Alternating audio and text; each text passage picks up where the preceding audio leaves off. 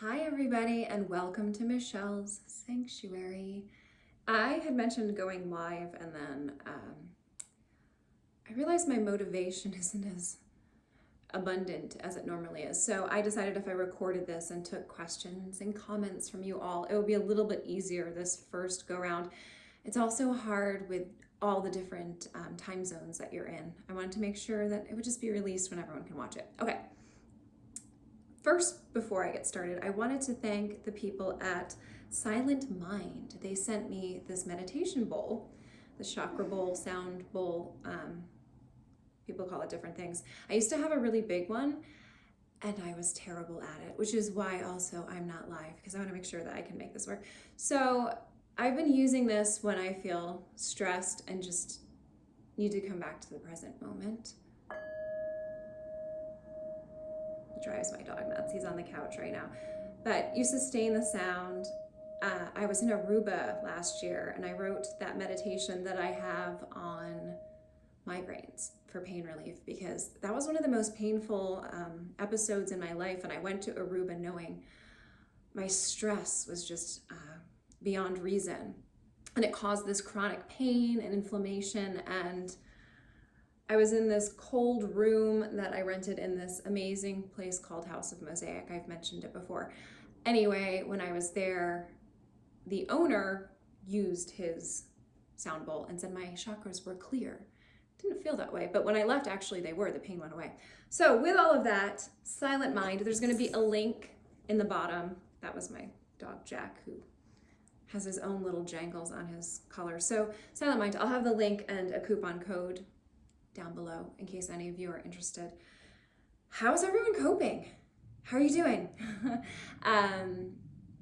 Yeah, what a time. What a time to be here. I've been focusing as much as I can, creating stories to kind of take you all out of the thoughts that may be plaguing you. But I am in the heart of it in New York City, where I have been since I was 17. It's a scary time for people. And I think it inflates whatever maybe was your insecurity or fear or issues you had before. If you were anxious before, if you were a germaphobe before, if you felt isolated or alone. I'm very lucky. I have a friend across the street, so we can go to the parks with our dogs. But I mentioned that there was an episode last week, which is why I am currently housebound even more so, because a large dog came after me and I protected my dog and ended up kind of injured. And it's a scary time to get injured. Talk about inflating things. Who wants to go to a hospital right now? But I have focused on self-care, and I realized the universe was saying it was time to slow down and to stop trying to be a busybody. So I took the weekend and relaxed and created this week's sleep story, which is about Hollywood, inspired by that new Netflix show, because I binge watched something the first time in this pandemic. If anyone is binge watching, give me some tips below on what you're watching. I'm finding inspiration in a lot of things now. Anywhere I can, I'm trying to pull it from, to create stories, to keep that part of my brain functioning, because it's a different part of our brains. That imaginative part of our brain is what helps us rebuild something new. And we are in a time where things are very new for us and very new globally, where people don't know what's going to happen. So that is my advice. So some questions that I have. What is better, sleep meditation or sleep story? What's the difference? So sleep meditations are ways of relaxing that incorporate anything from hypnotherapy to just calming breath techniques, yogic techniques. And sleep stories are fictional adventures. I don't know if any of you read Choose Your Own Adventures when you were a kid or even as adult. I don't judge.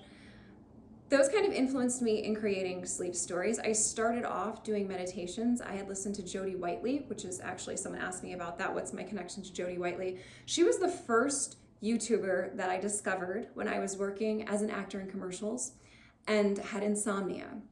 And she said so many things that were just so helpful in terms of self-care, self-love. It's really interesting to me how that industry works. And now that's also another industry that's pretty much shut down right now in New York. It was always fear and judgment based, which is why I came to YouTube to create my own channel, because listening to Jody Whiteley helped. And then I found I wanted to create a space where nobody saw me. I went on so many different auditions and was judged for the most superficial things imaginable, breaking it down to how many inches my thigh is. And those things are weird. There was a time where I joked that my parts were worth more money than my whole, because I was doing a lot of parts modeling and photo double work for celebrities. So they would just film my abs or something. And I thought, oh my gosh, I am so much more than this. What am I doing? This isn't my intention. This isn't why I started. So when I discovered sleep meditations, which are those grounding exercises, I realized even for myself, there were times I could not calm down listening to someone telling me to breathe, relax. It's kind of like when you're in an excited state, or you're angry and someone says, just calm down. And you are like taking it to the next level, angry, and I'm not going to calm down. I don't want to be calm. It's not rational to be calm, you know? I found a few times that was happening with me, but when I listened to some of these stories, that did not happen. Instead, I was taken away. So I know some people don't love that I have some breathing exercises in my script. That's because I've been practicing yoga for a decade and those help me. But I do try and blend them more into the story now to help with that, so that you aren't as worried about your breath. So that's why I did that. I wanted to combine the two. And I've always been that person that's like, imagine what if this is what my life looked like. So it's a great way to incorporate travel and to incorporate adventures. And also, adults need bedtime stories too. I think that's very true. And I'm glad it's finally trending. Why wouldn't you? You're working harder than the kids. You got more things to worry about. Of course, you should have some kind of diversion that makes you feel comfortable and safe. That's something I want everyone to know, that you're safe. If you feel that inside, you're going to recognize it around you. You're going to attract more things that make you feel safe. And feeling safe right now and doing whatever you can to feel in control of the things you can control will give you that feeling. And it's hard. The other thing I wanted to touch on, which I'm noticing a lot of people have been mentioning in comments, and I'm right with you, is envisioning the worst case scenario. Our minds go there. We think that we're being smart. We're outsmarting the unknown by imagining how bad it can be. If you're going to find a worst case scenario, find one you can live with, because you deserve to have a calm state of mind. So one of my worst case scenarios was I lose every penny to my name and I just raise enough money to go to Hawaii and be homeless in Hawaii, which the state of Hawaii would not like. And then I would start to fantasize, well, what would that really look like if I could find a nice cove and go fishing, get back to nature? And then it would calm me down. Worst case scenarios that make you feel terrified, they need to be stopped immediately, because you don't know. And not knowing is what's creating that terror. So what I recommend doing is either play the worst case scenario game, where your worst case scenario is something that actually leaves you feeling happy and that your imagination takes you to new things that are really cool. Or don't go there. Think of the best possible scenario. So the case in point is having lost my main source of income and honestly my main source of socialization, because I have such a strong community that worked with me, and I was constantly, in front of a room full of 20 people exchanging stories and ideas and teaching. I started to fear, like, how am I going to pay bills? How am I going to do this? I'm never going to be able to teach again. This business is never going to come back. I received a bill from a medical procedure I had done. It was just luckily a minor thing that could have been big. When it happened, I wasn't worried about it. But now, once fear is already, in place over things you can't control, those fears can just keep mounting, and that's what creates anxiety. But in the end, it's a no. So reframe it and think maybe the best possible scenario could happen. in my case, maybe I meant to be doing this. Maybe this is my calling. It seems so strange if someone says, what do you do? I create sleep stories, but it is what I do. And it's something that was a very strong calling to me and kind of organically just happens. It's one of those things I experienced when I was a singer-songwriter, which I still write songs. It's an impulse. It's not like I was sitting around saying, hey, I want to be a songwriter. It was more like, hey, this song is stuck in my head and it's never been heard before except by me. So follow that. Follow that path that takes you to the best case scenario. Are you connecting with more people now? Are you feeling more unity? Is there something positive that's come out of this? Gratitude journal every night before bed. It's part of my sleep routine. 5 things I'm grateful for. That's what my journal says to write. I usually put 10 to 20. Health. Focus on the health that you have right now. You have life. You are alive. This is something I'm going to touch on in a new meditation, because being injured, I was laying in bed in so much pain and fear, like, what if I tore something? What if I need surgery? I didn't get the woman's number. I'm not the kind of person that even wants to be litigious in any environment, let alone in the environment we're now in. And then I realized the hardest thing is the pain aspect. There are people that live in chronic pain. How can I work through the pain? So I'm always looking for those things that are negative and really challenging in my life as a learning experience. What can I learn from this, and how can I give back to other people? So that's what I have for you this week. I hope you enjoy this Hollywood story that is coming out today, because I wanted a little glamour. Let's have a little glamour. And also, what I liked about this Netflix show is that it showed how many voices may have been suppressed and still are in that creative industry that is so worldwide, global, and impactful, that in this story and meditation, guess what? It's your story. Your story gets to be heard because you matter, and we all have a story.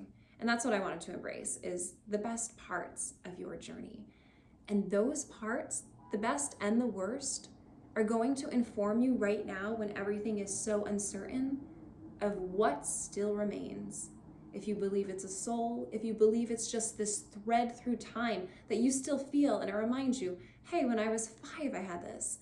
And when I was 10, I had this. Whatever that thread is, what's ever there is still there with you. So look to all of those experiences that were challenging to you and see how they've made you stronger. And you've already overcome those.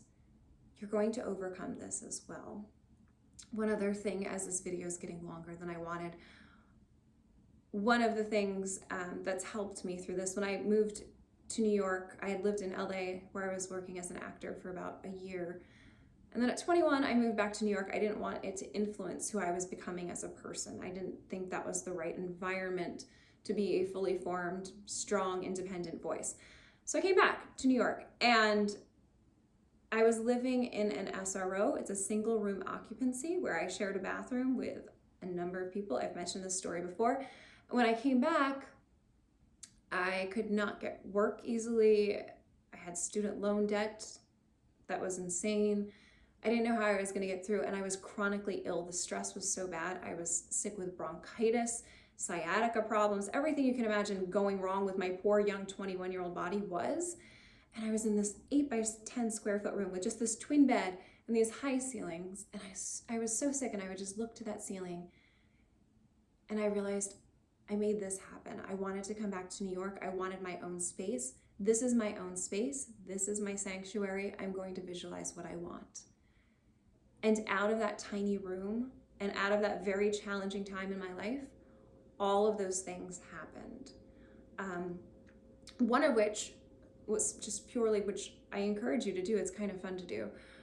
I had this number, $3,000 was the number in my head. And I kept thinking, if I make $3,000, I'll have the savings that I want. This is just some arbitrary number. I even posted job postings, like, I need to make $3,000 with all like the job qualifications that I had to offer. Like, I'll work with children, I will be your assistant, what do you need? And at one of the lowest points, I I went to this casting and I showed up and they were like, we're not even going to see people, just it's a headshot drop. So I drop off my headshot. And I was so upset. I stayed in town because I wanted to be with my family upstate. I got on a bus upstate. I was like, I surrender. I can't do this anymore. What am I doing? And then when I came back to the city, I got a phone call for a promotional modeling job that paid $300 a day, 10 days in a row, and would give me that $3,000. And I always think back of that moment of how much I had focused on what I wanted. And that's what I encourage you to do now. If you're struggling with fear, put it out there, put out the good things. How much money do you need to get by? What needs do you have to have met right now? And reframe what your new life might look like at the other side of this. What do you want it to look like? Start there and focus on that vision and sleep, because we are going to all be able to take care of this. If we get our sleep, we will be healthy, we will be strong, our immune systems will be better, and those dreams can inform you. If you do dream and remember your dreams, now is a good time to do that. So thank you all just for being so amazing. I'm really inspired by so many people looking to improve their lives, because I think universally, if we all are on the same page, our society as a whole is going to start to elevate, and we're going to be able to solve the problems that come our way. So thank you all, and have a good night, and please enjoy the Hollywood story.